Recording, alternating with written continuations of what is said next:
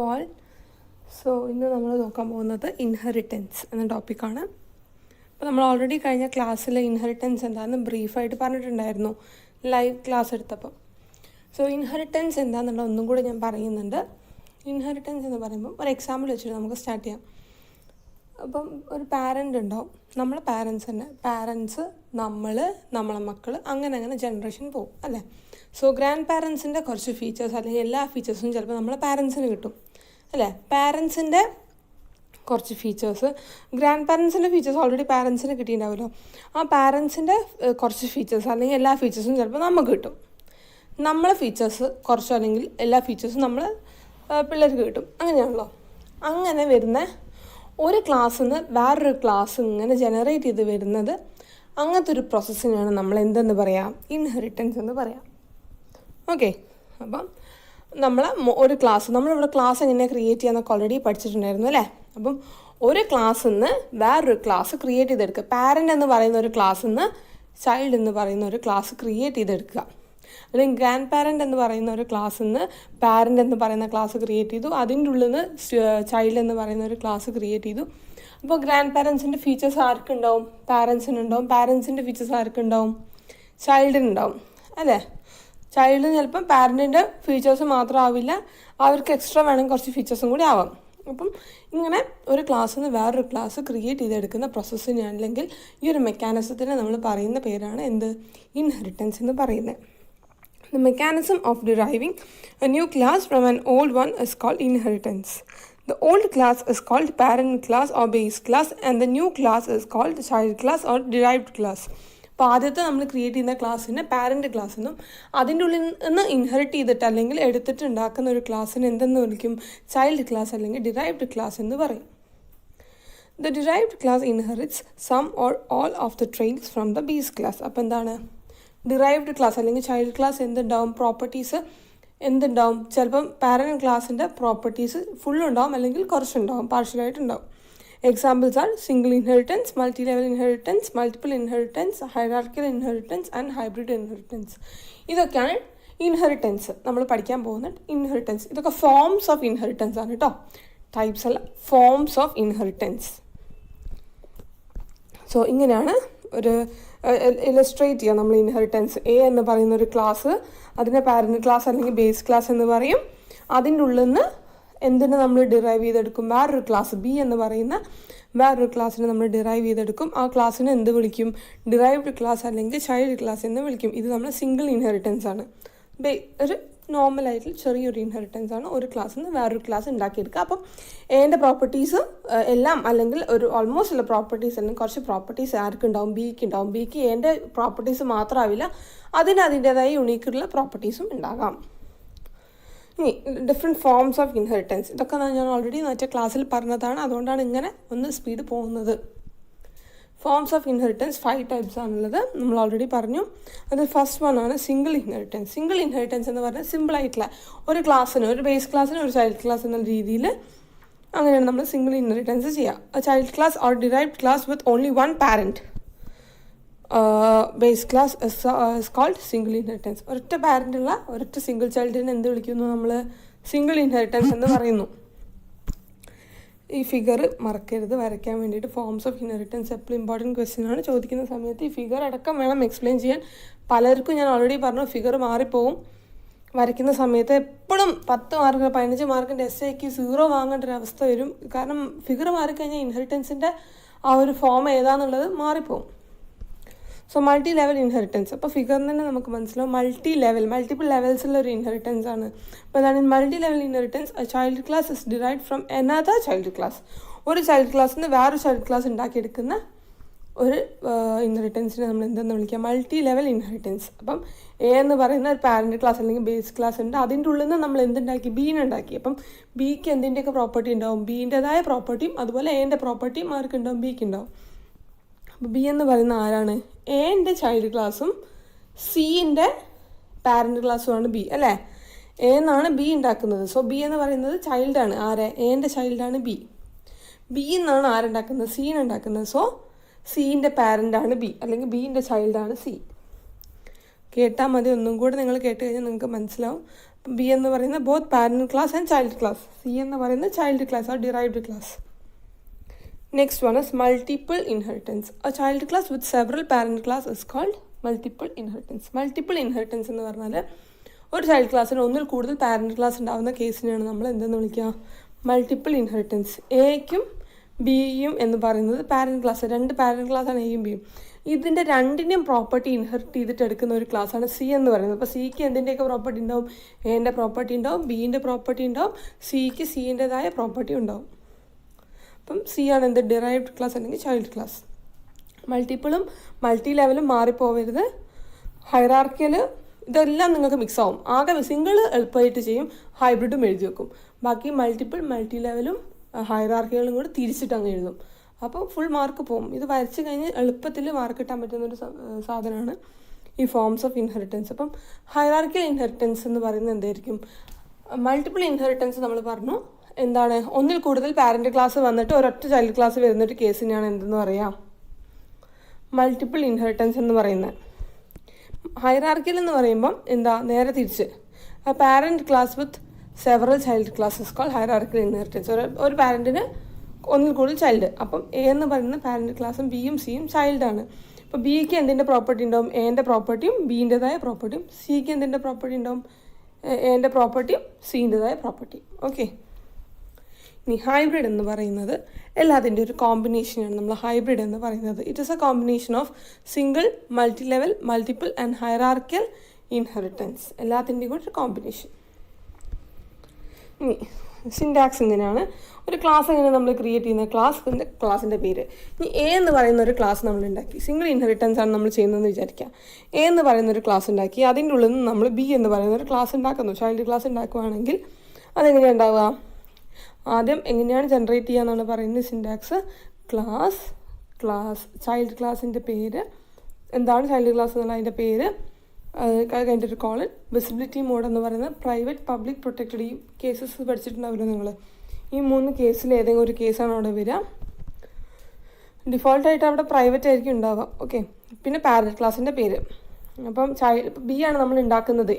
എന്ന് നമ്മൾ ബീനെ ഉണ്ടാക്കുകയാണെങ്കിൽ എന്താ വരിക? ക്ലാസ്. ചൈൽഡ് ക്ലാസ് നെയിം എന്തായിരിക്കും? ബി ആണ് നമ്മൾ ഉണ്ടാക്കുന്നത്. ചൈൽഡ് ആരാ? ബി ആണ്. Class B colon. അതുപോലെ വിസിബിലിറ്റി മോഡ് പ്രൈവറ്റോ പബ്ലിക്കോ എന്ത് വേണമെങ്കിൽ കൊടുക്കാം. പാരന്റ് ക്ലാസ് ആരാ? എ. അങ്ങനെ വേണ്ടിയിട്ട് നമ്മൾ കൊടുക്കാം. The visibility mode is optional and if present may be private, public or protected. കണ്ടോ? ക്ലാസ് ബി, ചൈൽഡ് ക്ലാസ് ആണ് ബി, കോളൻ പബ്ലിക് എ. എന്നിട്ട് നമ്മൾ ക്ലാസ് നോർമലി ക്ലോസ് ചെയ്യുന്ന പോലെ സെമിക്കോളൻ വെച്ചിട്ടാണ് ക്ലോസ് ചെയ്യാം. ഇനി different types of inheritance. Types എന്ന് പറയുമ്പോൾ മാറരുത്. ടൈപ്സ് ചോദിക്കുമ്പം ഫോംസ് എഴുതി വെക്കരുത്. ഫോംസ് ചോദിക്കുമ്പോൾ ടൈപ്പ് എഴുതി വെക്കരുത്. ഫോംസ് ആണ് single, multiple, multi level, hierarchical. Okay. അതൊക്കെ ഹൈബ്രിഡൊക്കെ. ഇനി ടൈപ്സ് ഓഫ് ഇൻഹെറിറ്റൻസ് എന്ന് പറയുന്നത് private inheritance, public inheritance and protected inheritance. ഇങ്ങനെ 3 ടൈപ്സ് ഓഫ് ഇൻഹെറിറ്റൻസ് ആണുള്ളത്. First one, when a base class is privately inherited by derived class, public and protected members of the base class become the private members of the derived class. എന്താണ് ഒരു private inheritance എന്ന് പറഞ്ഞാൽ? നമ്മൾ A എന്ന് B inherit ചെയ്യുന്ന സമയത്ത് A എന്ന് പറയുന്ന ബേസ് ക്ലാസ്സിൽ നിന്ന് ബി എന്ന് പറയുന്ന ചൈൽഡ് ക്ലാസ് ഉണ്ടാക്കുന്ന സമയത്ത് നമ്മളെന്താ വിസിബിലിറ്റി മോഡ് പ്രൈവറ്റ് ആണ് കൊടുക്കുന്നതെങ്കിൽ, ഓക്കെ, അതാണ് പ്രൈവറ്റ്ലി ഇൻഹെറിറ്റഡ് എന്ന് പറയുന്നത്. അപ്പോൾ പ്രൈവറ്റ് ആയിട്ടാണ് കൊടുക്കുന്നതെങ്കിൽ നമ്മൾ ബേസ് ക്ലാസ് അല്ലെങ്കിൽ പാരൻറ്റ് ക്ലാസ്സിൻ്റെ ഉള്ളിലുള്ള എന്താണ് പബ്ലിക്കും പ്രൊട്ടക്റ്റഡും ആയിട്ടുള്ള മെമ്പേഴ്സ് ഉണ്ടാവുമല്ലോ, അതെല്ലാം പ്രൈവറ്റ് ആയിരിക്കും ഡിറൈവ്ഡ് ക്ലാസ്സിലെത്തുമ്പം. എല്ലാം പ്രൈവറ്റ് ആയിരിക്കും ഡിറൈവ്ഡ് ക്ലാസ്സിലെത്തുമ്പം. അതാണ് പ്രൈവറ്റ് ഇൻഹെറിറ്റൻസ് എന്ന് പറയുന്നത്. Therefore, public members of the base class can only be accessed by the member functions of the derived class. അപ്പോൾ എന്താണ്? ബേസ് ക്ലാസ്സിലെ പബ്ലിക് മെമ്പേഴ്സ് എല്ലാം എന്നാൽ ഡിറൈവ്ഡ് ക്ലാസ്സിൽ മെമ്പർ ഫങ്ഷൻസ് വെച്ചിട്ടുള്ള ആക്സസ് ചെയ്യാൻ പറ്റുള്ളൂ. They are inaccessible to the objects of the derived class. ഒബ്ജക്ട്സിനൊക്കെ ഇനാക്സസിബിൾ ആയിരിക്കും. The class B private A എന്ന് പറഞ്ഞിട്ടാണ് നമ്മൾ ഇൻഹെറിറ്റ് ചെയ്തെടുക്കുന്നത്. അപ്പം ഡിഫോൾട്ടായിട്ട് പ്രൈവറ്റ്ലി ഇൻഹെറിറ്റ് ചെയ്യും. നമ്മൾ ഈ വിസിബിലിറ്റി മോഡൊന്നും കൊടുത്തിട്ടില്ലെങ്കിൽ അത് ഡിഫോൾട്ടായിട്ട് പ്രൈവറ്റ് എന്നാണ് കാണിക്കുക. സോ എന്താണ് പ്രൈവറ്റ് ഇൻഹെറിറ്റൻസ് എന്നറിയാലോ. നമ്മൾ ഇൻഹെറിറ്റ് ചെയ്യുന്ന സമയത്ത് ബേസ് ക്ലാസ്സിൽ നിന്ന് ഇൻഹെറിറ്റ് ചെയ്യുന്ന സമയത്ത് പ്രൈവറ്റ് ആയിട്ടാണ് ഇൻഹെറിറ്റ് ചെയ്യുന്നതെങ്കിൽ നമ്മൾ ബേസ് ക്ലാസ്സിലുള്ള പബ്ലിക്കും പ്രൊട്ടക്റ്റഡ് ആയിട്ടുള്ള മെമ്പേഴ്സ് എല്ലാം പ്രൈവറ്റ് ആയിരിക്കും ഡിറൈവ്ഡ് ക്ലാസ്സിൻ്റെ ഉള്ളിൽ. Okay, next one is public inheritance. When a base class is publicly inherited, public members of the base class become public members of the derived class and protected members of the base class become protected members of the derived class. Publicly നമ്മൾ derive ചെയ്യുന്ന സമയത്ത് അതിൽ change ഒന്നും വരുന്നില്ല. Public members base ക്ലാസ്സിലും derived ക്ലാസ്സിലും public ആയിരിക്കും. Protected members base ക്ലാസ്സിലും ഡിറൈവ്ഡ് ക്ലാസ്സിലും പ്രൊട്ടക്റ്റഡ് തന്നെ ആയിരിക്കും. Okay, now in the case of protected inheritance എന്താണ് വരുന്നത് നോക്കാം.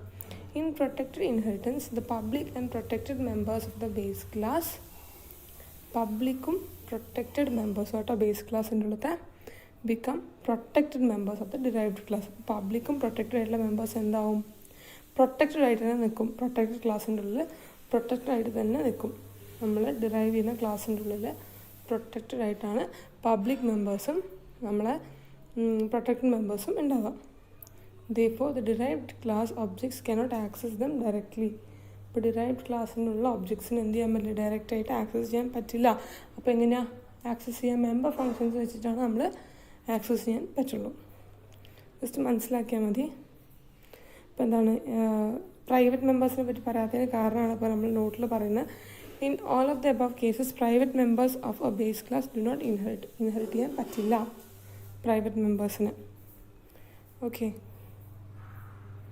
Next one is visibility controls in C++. അപ്പോൾ 3 വിസിബിലിറ്റി കൺട്രോൾസ് ആണുള്ളത്. പ്രൈവറ്റും പബ്ലിക്കും പ്രൊട്ടക്റ്റഡ് നമ്മൾ ഓൾറെഡി പഠിച്ചിട്ടുള്ളതാണ്. അപ്പോൾ എന്താണെന്നുള്ളത് ബ്രീഫായിട്ട് പറയാം. അപ്പോൾ ആക്സസ് മോഡിഫയേഴ്സ് എന്നും വിളിക്കും. അപ്പം ക്വസ്റ്റ്യൻ ചോദിക്കുന്ന സമയത്ത് ചിലപ്പം ആക്സസ് മോഡിഫയേഴ്സ് എക്സ്പ്ലെയിൻ ചെയ്യാനാവും വരും, അല്ലെങ്കിൽ വിസിബിലിറ്റി കൺട്രോൾസ് എക്സ്പ്ലെയിൻ ചെയ്യാനാവും വരും. അപ്പം 2 പേരും ഓർത്തിരിക്കണം.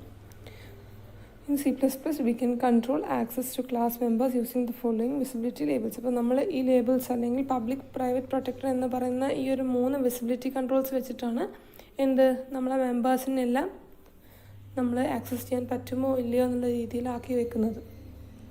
സിൻടാക്സ് ഇങ്ങനെയാണ്: ക്ലാസ് നെയിം.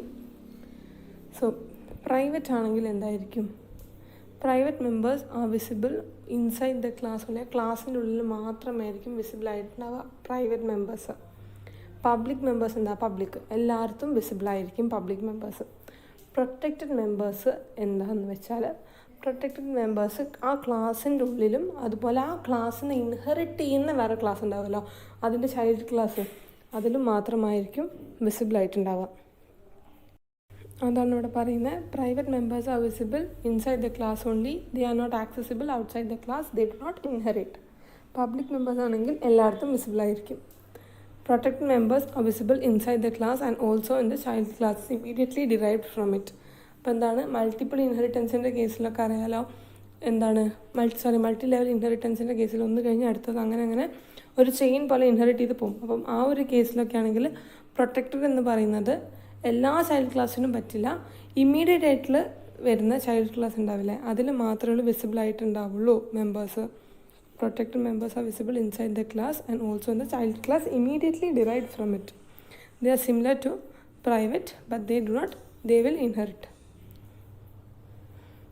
എന്താ പ്രൈവറ്റ് മെമ്പേഴ്സ് ഇൻഹെറിറ്റ് ചെയ്യില്ല നമ്മൾ പറഞ്ഞിരുന്നു.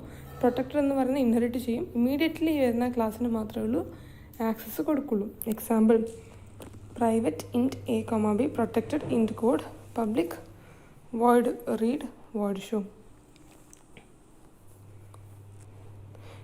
Explain base and derived class. അപ്പോൾ എന്താണ് ബേസ് ക്ലാസ് അല്ല ഡിറൈവ്ഡ് ക്ലാസ് എന്ന് അറിയാലോ.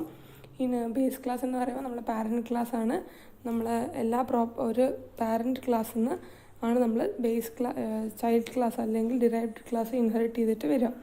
Inheritance is a mechanism of deriving a new class from an old one. പുതിയൊരു ക്ലാസ് ഉണ്ടാക്കുക, പഴയ ഒരു ക്ലാസ്സിൽ നിന്ന് പുതിയൊരു ക്ലാസ് ഉണ്ടാക്കുന്ന ഒരു പ്രോസസ്സാണത്. The new class is called derived class and old is called child class. പുതിയ ക്ലാസ്സിന് ഡിറൈവ്ഡ് ക്ലാസ് അല്ലെങ്കിൽ ചൈൽഡ് ക്ലാസ് എന്ന് പറയും. ഓൾഡ് ക്ലാസ്സിന് എന്ത് പറയും? ബേസ് ക്ലാസ് അല്ലെങ്കിൽ പാരൻറ്റ് ക്ലാസ് എന്ന് പറയും. സോ നമ്മൾ നേരത്തെ പറഞ്ഞ അതേ സാധനമാണ് ഇതിൽ എഴുതേണ്ടത് ചോദിച്ചാൽ. ഓക്കെ, പറയാൻ എക്സാമ്പിൾ: ക്ലാസ് എ എന്ന് ബീനെ ഉണ്ടാക്കുന്നത് എങ്ങനെയാണ്? Class B public A. So next one will be discuss about accessing base and derived class services. അടുത്തത് എങ്ങനെയാണ് നമ്മൾ ബേസ് ക്ലാസ് അല്ലെങ്കിൽ ഡിറൈവ്ഡ് ക്ലാസ് സർവീസസ് യൂസ് ചെയ്യാമെന്ന്.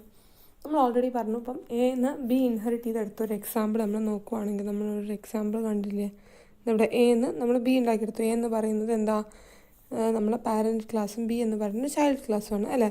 അപ്പം എയിൽ അതിൻ്റേതായ ഫീച്ചേഴ്സ് ഉണ്ടാവും. അത് കഴിഞ്ഞിട്ട് ബി നമ്മൾ എന്ന് ഡിറൈവ് ചെയ്തെടുക്കുമ്പം എൻ്റെ എല്ലാ ഫീച്ചേഴ്സ് അല്ലെങ്കിൽ കുറച്ച് ഫീച്ചേഴ്സ് എന്തിനുണ്ടാവും, ബിക്ക് ഉണ്ടാവും. അതുപോലെ തന്നെ ബിക്ക് എൻ്റെ ഫീച്ചേഴ്സ് മാത്രമല്ല അതിൻ്റേതായ സ്വന്തം ഫീച്ചേഴ്സും ഉണ്ടാകും എന്ന് നമ്മൾ പറഞ്ഞിട്ടുണ്ടായിരുന്നു അല്ലേ. പക്ഷെ ബീൻ്റെ ഫീച്ചേഴ്സ് ഒന്നും ഏന് ഉണ്ടാവണം എന്നില്ല. എക്ക് എന്താണ്, എൻ്റെ എല്ലാ ഫീച്ചേഴ്സും പാരൻസ് ആണ് വിചാരിക്കുക. നമ്മുടെ പാരൻസിന് അവർക്ക് കുറേ ഫീച്ചേഴ്സ് ഉണ്ട്. ആ ഫീച്ചേഴ്സ് എല്ലാം ചിലപ്പോൾ നമുക്ക് കിട്ടും, അവരുടെ ചൈൽഡായ നമുക്ക് കിട്ടും. അല്ലെങ്കിൽ കുറച്ച് ഫീച്ചേഴ്സ് നമുക്ക് കിട്ടും. അവരുടെ ഫീച്ചേഴ്സ് മാത്രമല്ലാതെ നമുക്ക് നമ്മളേതായ യുണീക്കായിട്ടുള്ള ഫീച്ചേഴ്സും ഉണ്ടാകും. അതാണ് പറയുന്നത്. ഓക്കെ, അപ്പം എക്ക് അതിൻ്റേതായ ഫീച്ചേഴ്സ് ഉണ്ട്. ബിക്ക് എന്താണെന്ന് വെച്ചാൽ ബിക്ക് എൻ്റെ ഫീച്ചേഴ്സും ഉണ്ടാകും. അതുപോലെ ബീൻ്റെതായ സെപ്പറേറ്റ് ഫീച്ചേഴ്സും ഉണ്ടാകും. ആ ഒരു കേസിൽ എന്താണ് വരികയെന്ന് വെച്ചാൽ എൻ്റെ എല്ലാ ഡാറ്റ മെമ്പേഴ്സിനും ആർക്ക് ആക്സസ് ചെയ്യാൻ പറ്റും, ബിക്ക് ആക്സസ് ചെയ്യാൻ പറ്റും. കാരണം ബിക്ക് എൻ്റെ എല്ലാ പ്രോപ്പർട്ടിയും അല്ലെങ്കിൽ കുറച്ച് പ്രോപ്പർട്ടീസൊക്കെ ഉണ്ടാവും. പക്ഷേ ബിൻ്റെ എല്ലാ ഡാറ്റ മെമ്പേഴ്സിനും ആർക്ക് ആക്സസ് ചെയ്യാൻ പറ്റില്ല, എക്ക് ആക്സസ് ചെയ്യാൻ പറ്റില്ല. കാരണം എൻ്റേതല്ലാതെ തന്നെ വേറെ കുറേ ഫീച്ചേഴ്സ് ബിക്ക് ഉണ്ട് അല്ലേ. സോ അല്ലെങ്കിൽ പിന്നെ എൻ്റെ മാത്രം ഫീച്ചേഴ്സേ ബിക്ക് പാടുള്ളൂ എന്നാവണം. ഇതിപ്പോൾ അതല്ലല്ലോ, എന്നെക്കാട്ടും എക്സ്ട്രാ ഫീച്ചേഴ്സ് ആർക്കുണ്ട്, ബിക്കുണ്ട്. അപ്പം എക്ക് ബീൻ്റെ ഡാറ്റ മെമ്പേഴ്സിനൊന്നും ആക്സസ് ചെയ്യാൻ പറ്റില്ല. ബട്ട് ബിക്ക് എൻ്റെ എല്ലാത്തിനും ആക്സസ് ചെയ്യാൻ പറ്റും. അതാണ് ഇവിടെ പറയുന്നത്. A derived class can access the base class services, that is data and functions, but a base class cannot access the derived class services. Class based data, public functions, example ato. Class derived, public based data, public functions. In the above example, both base class and derived class have its own data and function. അതിൻ്റേതായ ഡാറ്റാസും ഫങ്ഷൻസും ഉണ്ട്. When we create a base class object, then that object does not permit to access the derived class data and functions. It can access its own data and functions only. Base class ഉണ്ടാക്കുമ്പോൾ അതിൻ്റെ derived ക്ലാസ്സിൻ്റെ object create ചെയ്ത് അതിൻ്റെ derived ക്ലാസ്സിൻ്റെ ഡാറ്റാസിൻ്റെ മെമ്പേഴ്സിനൊന്നും access ചെയ്യാൻ പറ്റില്ല. But when we create derived class object, then that object can access the base class services, datas and function and also it's on services. Example നോക്കൂ. Class A ഇതൊരു എക്സാമ്പിളാണ്. Index, public, void set എന്നൊക്കെ പറഞ്ഞിട്ട് ഇതൊരു എക്സാമ്പിളാണ്. അതുപോലെ class B ഉണ്ടാക്കിയെന്ന്. Okay, അപ്പം എയിലുള്ള functions ഏതൊക്കെയാണ്? വോയിഡ് സെറ്റും വോയിഡ് ഷോയും. ബിയിലുള്ളതോ വോയിഡ് ഗെറ്റും വോയിഡ് പ്രിൻറ്റും. അപ്പം എക്ക് നമ്മുടെ ഒബ്ജക്റ്റ് ക്രിയേറ്റ് ചെയ്യണം, A1 എന്ന് പറഞ്ഞിട്ട്. ആ സമയത്ത് നമ്മളിങ്ങനെ കൊടുക്കണം A1.get. ഗെറ്റ് എയിലുണ്ടോ? ഇല്ലല്ലോ. A1.get എന്ന് പറയുമ്പോൾ ബിയിലുള്ള സാധനമാണ് വിളിക്കുന്നത്. പറ്റുമോ? വിളിക്കാൻ പറ്റില്ല. എക്ക് ഒരു ഒബ്ജക്റ്റ് ഉണ്ടാക്കിയിട്ട് അതിൻ്റെ ഡിറൈവ്ഡ് ക്ലാസ്സിനെ ആക്സസ് ചെയ്യാൻ പറ്റില്ല എന്നാണ് നമ്മൾ പറഞ്ഞത് അല്ലേ. അപ്പം A1.get എന്ന് പറയുന്നത് റോങ് ആണ്. കാരണം A1.show അല്ലെങ്കിൽ സെറ്റ് എന്ന് പറഞ്ഞാൽ നമുക്ക് കിട്ടും. A1.get എന്ന് പറയുന്നത് ബീൻ്റെ ഫങ്ഷനാണ്. സോ അത് ആക്സസ് ചെയ്യാൻ പറ്റില്ല എന്നാണ് നമ്മൾ പറഞ്ഞത്. So that is A wrong statement. The base class object cannot access the derived class services. ഇനി നെക്സ്റ്റ് കേസ്, ഒബ്ജക്റ്റ് ബിക്കാണ്. ബി എന്ന് പറയുന്ന ക്ലാസ്സിനാണ് നമ്മൾ ഒബ്ജക്റ്റ് ക്രിയേറ്റ് ചെയ്യുന്നതെങ്കിൽ B1.set എന്ന് പറഞ്ഞ് കൊടുത്തു. നമ്മൾ ഓൾറെഡി പറഞ്ഞിട്ടുണ്ടായിരുന്നു നമ്മൾ ഡിറൈവ്ഡ് ക്ലാസ്സിന് ബേസ് ക്ലാസ്സിനെ ആക്സസ് ചെയ്യാൻ പറ്റും. So it is A correct statement. Set എന്ന് പറയുന്നത് ആക്സസ് ചെയ്യാൻ പറ്റും. ഓക്കെ, ക്ലിയർ ആണല്ലോ.